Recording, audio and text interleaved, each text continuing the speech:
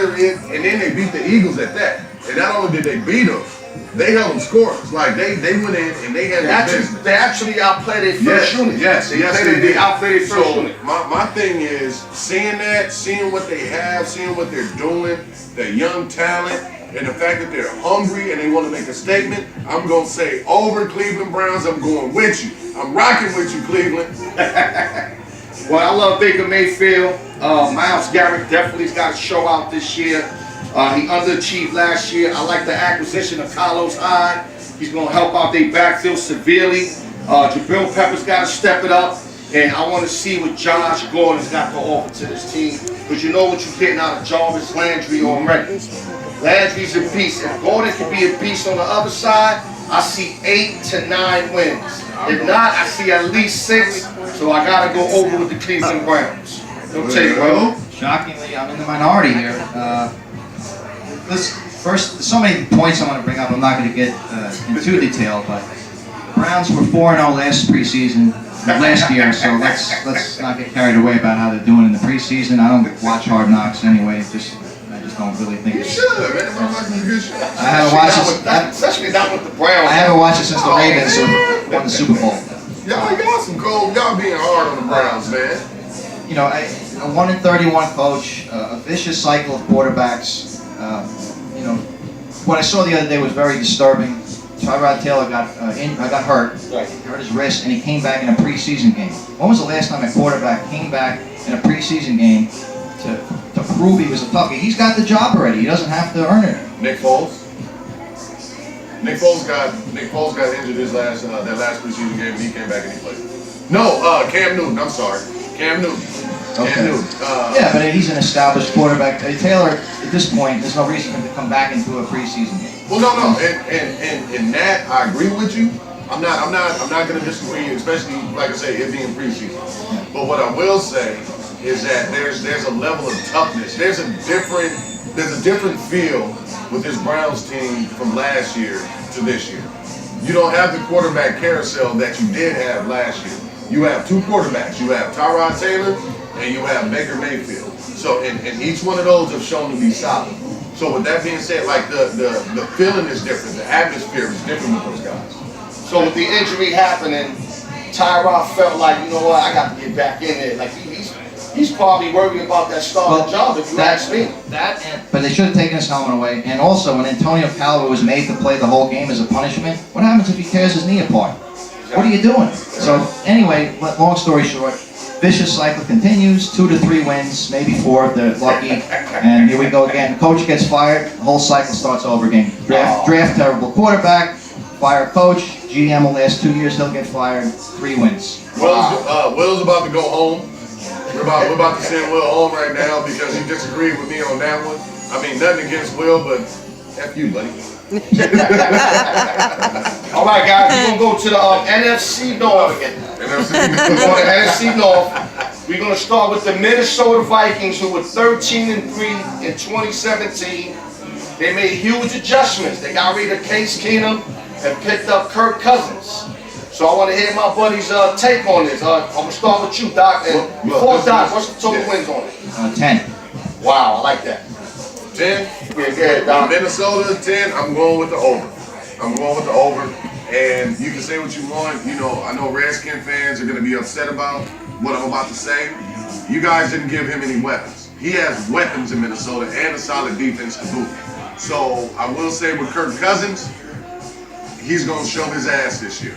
Excuse my language for those that are watching that are PG-13. But Kirk Cousins is really going to show that he is one of the elite quarterbacks in the NFL now that you actually surrounded him with something that he can play with. Right. He doesn't necessarily have to worry about too much of the Minnesota cold weather because they're playing in the dome. Okay. I see Minnesota, not to mention that loss that they took to Philadelphia last year that put them out of the playoffs, that could have, basically launched them into the Super Bowl. I think they're still running from that, so I think they're going to come back this year with a lot to prove. They got a chip on their shoulder. Right, and now that you have Kirk Cousins there, Kirk Cousins has weapons, that defense is still A1. I see Minnesota at least 12 wins this year. Okay, this is my take on Kirk Cousins. I always loved his ability. He could put numbers up, but to me, he always been like a choker. Like late in the games, he'd be choking. Now this is the testament. Like he has to show right now that he's in the right situation, that he can prevail under pressure. If he can show me this year, then I'll consider him elite. And like you said, he got weapons. Yeah, he does. He got 2 running backs, and Murray and Dalvin Cook is coming back. Yes. Cook is huge on that offense. Yes. You know what I mean? He's huge. And not to mention, who's the guy, Randolph? What's his name, the tight end? Yes. Kyle Randolph. Yeah, Kyle Randolph Yes. is a beast also. He's going to get him a lot of 3rd and long situations. I like the over 10. That defense is vicious. And like Big Doc said, they got a chip on his shoulder. I got 11-12 wins for the Minnesota Vikings this year. Don't take one. Yeah, Kyle Rudolph, my mistake. Kyle Rudolph, Yeah. okay, Rudolph. I love Rudolph. Yeah, I'm going to go under with the Vikings. I still feel like Kirk Cousins has a lot to prove. He has choked in big spots. Yeah. He's the 3rd best, in my opinion. He's the 3rd best quarterback in that division. So it's hard for me to go over 10 with the 3rd best quarterback in that division. Correct. I did like Keenum there, what he did with that team. I didn't think he deserved to be, not sought after the season he had last year. I know he had one bad game against Philly, but he really did a great job and he fit well with the personnel. I don't know how Cousins is going to fit there now that the pressure's on him. All the money you got was the highest paid quarterback in the NFL now. Yeah. I mean, that's a lot of pressure right there. And I don't. He hasn't shown me that he can handle that. So I'm going to go under there. I think it's a little inflated. And they have 5. They played 5 playoff teams this year from last year on their schedule. So that's tough. Right. But just remember, Will, the Minnesota offense is going to cater to his strengths, much like they did with Case Keenum. So you got to put that in your mindset also. Yeah. Okay, you got the under still. Yep. Okay, now Doc, you got anything else you want to cover on that? As far as Minnesota goes, I'll say no. I do, like I say, I'm actually having a bit of faith in Minnesota as far as to what happened last year. The fact that Kirk Cousins does have a chip on his shoulder and a point to prove. The fact that he does have weapons and the fact that he does have a solid defense behind him. Yeah. I think that's going to prove to be a major factor. I see If what he fail under these conditions, I'm done with him. Everybody's done with him if he does. Yeah, I mean, I'm done with him. Oh, yeah. All right, let's go to the Cheeseheads. Green Bay Packers, they were 7-9 last year. Aaron Rodgers.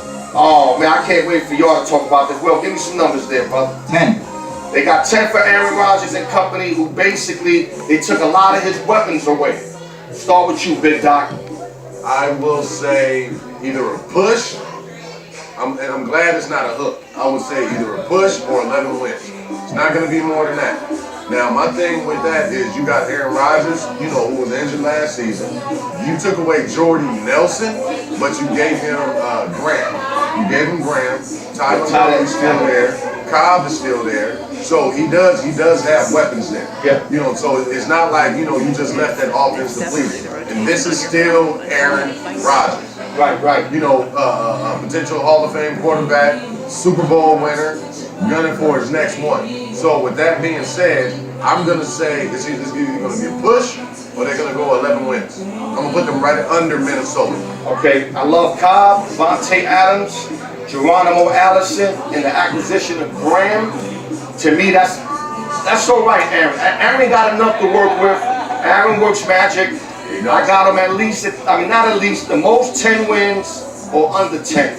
So I would probably take the under, but I think they can get to 10 wins, but that would just be a push. Yeah. Well, I'm going to go over 10. I feel like this number would have been 10.5, 11 if the Packers won more than 7 games this year. Rodgers wasn't coming off.